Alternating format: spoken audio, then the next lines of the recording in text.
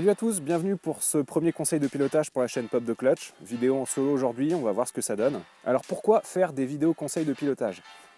Parce que ça va faire des vues et qu'il n'y a que la thune qui m'intéresse. Surtout que ça part d'un constat de base en fait, c'est que beaucoup de gens essayent de conduire vite, et ils y arrivent, certains y arrivent très bien, mais beaucoup n'ont pas les bases. Ces petites choses qui ne sont pas instinctives et qui vont vous permettre de rouler en toute sécurité.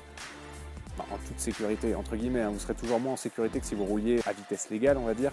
Mais c'est pas forcément incompatible avec le fait d'essayer de maximiser ses chances, en fait, mettre toutes les chances de son côté pour pas avoir de problème, tout simplement. Sortir trop large, perdre le contrôle, rater un freinage.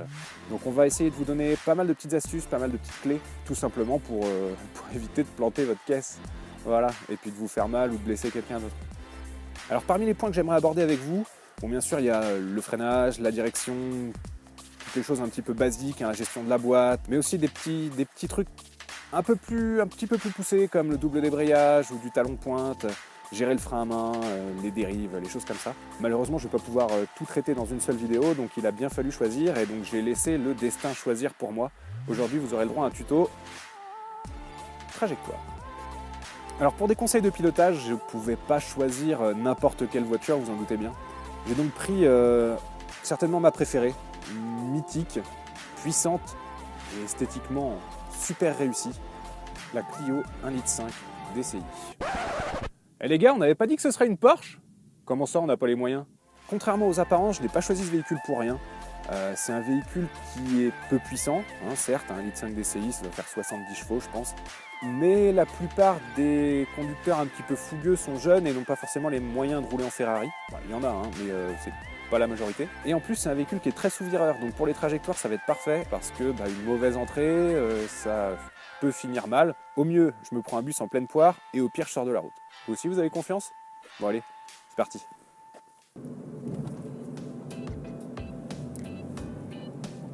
Alors quand on veut conduire une voiture, ou plutôt piloter une voiture, il faut se battre en permanence contre l'instinct. Parce que l'instinct nous dicte, et moi encore, de vraiment rester sur ma voie quand je conduis, peu importe la vitesse à laquelle je conduis. Vous voyez, comme ça, je reste sur ma voie, c'est bien, mais c'est pas optimal. Quand on veut rouler un petit peu plus vite, ça va nous pousser à rentrer sûrement trop vite dans le virage et du coup à sortir large. Et le problème, c'est que notamment dans un virage à gauche, vous voyez là, si je sors large, c'est poteau direct. C'est d'ailleurs là que la plupart des accidents surviennent en fait. C'est vraiment en sortie de virage, parce qu'en entrée, on voit, dans le virage, généralement, ça se passe pas trop mal si on ne touche pas au frein ou qu'on met pas des coups de volant. Mais par contre, voilà, la sortie de courbe, c'est là où c'est dangereux. On peut se prendre rapidement un bus, une voiture, un vélo, un piéton, n'importe quoi, un arbre, quelque chose qu'on n'aurait pas vu en sortie de courbe. Donc on va plutôt essayer de faire autre chose, d'améliorer la technique, donc de rentrer un petit peu plus large et de ressortir un petit peu moins large justement.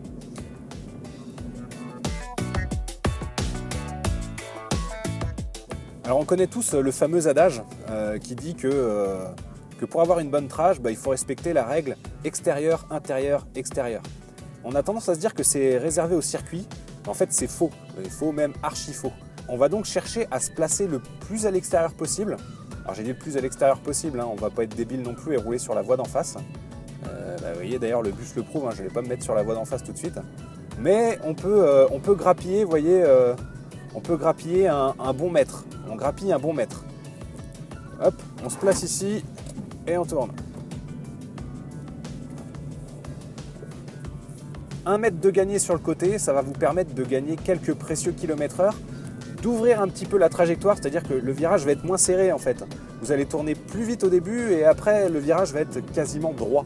Ça va quasiment être une ligne droite. Et ça vous permet d'anticiper un petit peu, mais ça on verra ça dans les prochains points. Alors en conclusion pour le placement, quand on voit qu'il n'y a personne, on peut se décaler un petit peu plus que sa voie, genre un petit mètre, d'accord ? On se décale un peu, s'il y a du monde, on reste bien sur sa voie, mais vraiment à la bordure du côté extérieur du virage. Donc là, ça va être un virage à gauche, je me place bien à droite. Voilà, ça c'est pour le placement. Alors maintenant, la question, ça va être quand rentrer dans le virage exactement. Parce qu'une fois qu'on sait où bien se placer, il faut savoir à quel moment tourner. Parce que si on ne tourne pas, il va y avoir des petits problèmes. On aura beau être bien placé sur la route, ça ne va pas bien se passer.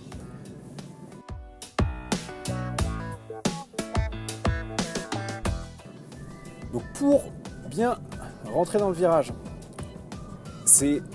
le concept est un petit peu compliqué à énoncer, mais dans l'application, il est très simple.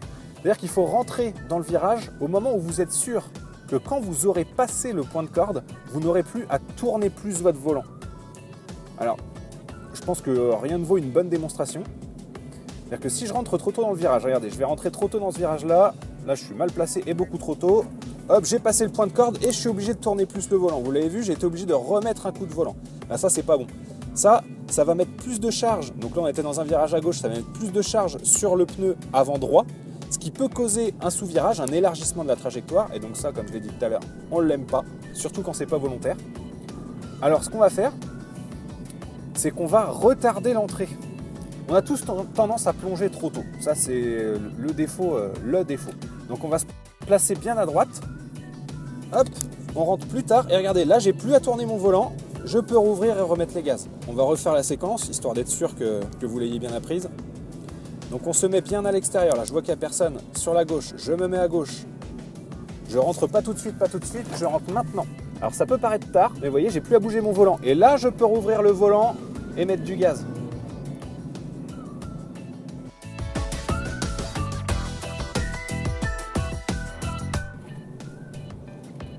Alors le deuxième intérêt de rentrer un petit peu plus tard dans le virage et de prendre son point de corde un petit peu plus tard, c'est qu'on va avoir de la visibilité. Voir la sortie du virage, c'est hyper important parce que c'est ça qui va vous dire, et seulement ça, sur route j'entends, si vous pouvez mettre du gaz et débraquer. Donc rouvrir un petit peu le volant. Si vous ne voyez pas ce qu'il y a à la sortie, si vous ne connaissez pas le virage d'autant plus, ne remettez pas les gaz. Gardez, même si votre instinct vous dit que le virage va se rouvrir, je me suis déjà fait surprendre, gardez gaz constant. D'accord ? On ne va pas essayer de sortir comme un zouave si on ne voit pas ce qu'il y a à l'extérieur. Alors, maintenant, on va imaginer que quelqu'un arrive en face. Peut-être que quelqu'un va arriver en face. Donc, je vais me mettre bien à droite, comme d'habitude. Voilà, et je vais même m'arrêter. Vous voyez, je prends. J'ai pas encore tourné. Vous voyez la distance par rapport au virage. Mon point de corde, en fait, je vais essayer d'aller le prendre limite au poteau blanc, là, entre le poteau qui est rouge, orangé, et le poteau blanc, pas le premier, le deuxième. Vous voyez, là, si j'ai pas touché à mon volant. Hop, je vais prendre mon point de corde ici, et d'ici, je vois s'il y a quelqu'un qui arrive. Du coup, vous voyez, là, il y a quelqu'un qui arrive, bah, je réaccélère pas, je garde juste mon angle et je débraque mes roues uniquement quand je suis bien sur ma voie. Il faut bien penser que plus vous donnerez de coups de volant, plus vous corrigerez votre trajectoire en fait, et plus ce sera dangereux. Plus vous risquez des pertes d'adhérence, plus vous risquez des pertes de contrôle, donc des pertes d'adhérence du train avant, j'entends. Il faut vraiment essayer d'être le plus constant possible dans son virage. On peut tourner vite le volant quand on rentre dans un virage. On peut le tourner vite si les conditions d'adhérence s'y prêtent bien sûr. Quand c'est sec, si vous êtes un petit peu sur les freins, s'il y a un peu de poids sur le train avant, vous pouvez y aller. Donc n'hésitez pas. Donc si je répète ma phrase du début, elle va être tout de suite beaucoup plus compréhensible. Il faut rentrer dans le virage quand vous êtes sûr qu'après avoir passé le point de corde, vous n'aurez plus à mettre d'angle supplémentaire avec votre volant. Si vous devez mettre de l'angle supplémentaire avec votre volant, vous allez élargir votre trajectoire. Vraiment rentrer tard dans le virage permet de ressortir plus vite parce que vous allez remettre gaz plus vite. Vous savez bien qu'on peut remettre gaz uniquement quand les roues sont droites ou en train de revenir droites. On ne va pas accélérer à fond les roues braquées parce que bon, avec une propulsion ça ne va pas bien se passer, avec une traction on va sous-virer. Et donc là si je remets gaz, vous voyez, je vais tout de suite vers l'extérieur. Je suis obligé de freiner sinon je prends le mur. Donc on remet gaz quand on a passé le point de corde. Point de corde, on va pas dire le plus loin possible, mais pas à la moitié du virage. Si vous êtes à la moitié du virage, vous allez sortir trop large. C'est aussi simple que ça. Pensez à tourner la tête, à être mobile, c'est important. Si vous ne tournez pas la tête, vous n'avez que l'angle de vos yeux et on ne voit pas très bien sur le champ périphérique. Les pilotes de course, eux, s'entraînent énormément pour ça avec une superbe machine dont je vous mettrai un petit incrusté. Nous, le commun des mortels, on l'a pas ce truc-là. Si vous êtes sur la route, je me mets à la place du conducteur dans la voiture. Si vous avez la tête droite, vous voyez ça. Si vous tournez juste les yeux, vous voyez ça. Si vous tournez les yeux et la tête, vous voyez ça. Et là, c'est autre chose. Là, vous avez pris l'information. Très important, le regard. On ne le dira jamais assez. On l'apprend en moto-école, mais on ne vous l'apprend pas au permis voiture. Je trouve ça un petit peu dommage.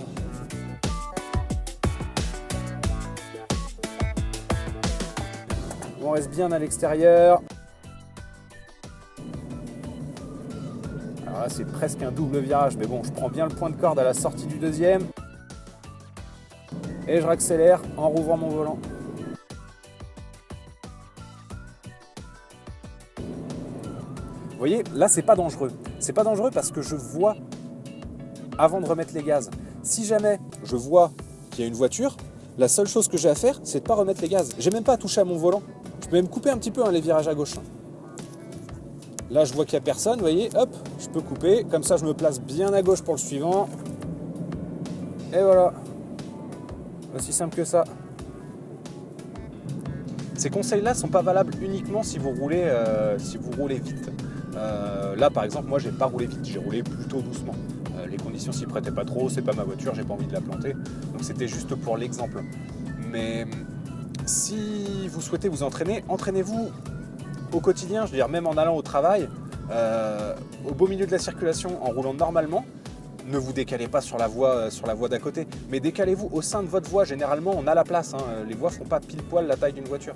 Donc, on pense à se mettre un petit peu plus sur l'extérieur de sa voie. Au milieu, à la corde, donc un petit peu après le milieu du virage, on va se positionner plutôt sur l'intérieur et rouvrir le volant gentiment en remettant les gaz. C'est rien de compliqué. Quand ça devient un réflexe au quotidien, c'est beaucoup plus facile de le faire après en roulant un petit peu plus vite. Surtout qu'avec les prochains conseils que l'on vous prodiguera, vous aurez bien d'autres choses à penser que justement prendre la bonne trajectoire. Il faut qu'elle soit instinctive, cette trajectoire. Remplacer l'instinct de base qui est de plonger à la corde tout de suite et rentrer à l'intérieur du virage par justement le fait d'élargir un petit peu, de laisser la voiture filer et ensuite de plonger et de prendre la corde. Alors il ne me reste plus qu'à vous dire à bientôt pour les nouveaux conseils. Pensez à laisser un petit commentaire pour savoir ce qu'on peut améliorer, si c'était bien, si c'était pas bien. Mettez des petits pouces bleus, c'est ça qui fait fonctionner les chaînes. Plus il y aura de pouces bleus, plus on se fera connaître. Et plus ça nous arrangera. Pour le prochain conseil de pilotage, je pense qu'on fera la position. J'aurais peut-être dû commencer par ça, mais bon, vous avez vu, le sort a décidé. Et en attendant, prenez plaisir sur la route. Faites attention si vous voulez rouler un petit peu vite. Pensez bien au regard, à bien vous placer sur la route. Et puis faites attention à vous. Allez, à bientôt. Ciao.